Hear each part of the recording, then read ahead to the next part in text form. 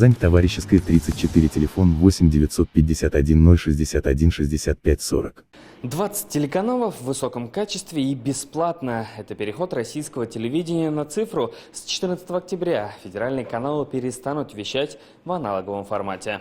Если у вас спутниковое или кабельное ТВ, или телевизор, который не старше 5-6 лет, то беспокоиться не о чем. В другом случае вам понадобится цифровой приемник. Цифровой приемник продается в каждом отделении почтовой связи Почты России.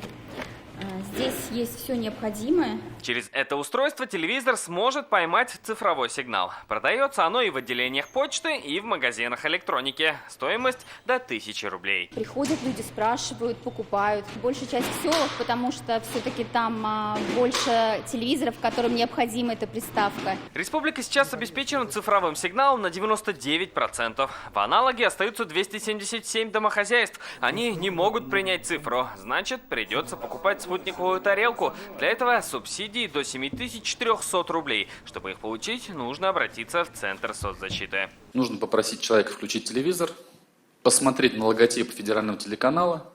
Если с логотипом федерального телеканала есть буковка А, то это означает, что он смотрит телевизор в аналоговом формате. Это означает, что вот у него как раз 14 октября, собственно говоря, перестанет работать и показывать телевизор. При этом региональные телеканалы, в том числе и ТНВ, будут вещать в аналоговом формате. Чтобы увидеть нас, вам понадобится любая всеволновая антенна, по которой вы и сейчас нас смотрите. Все подробно можно узнать по телефону горячей линии. Слава Хумадулин, Вадим Илларионов, ТНВ, Казань.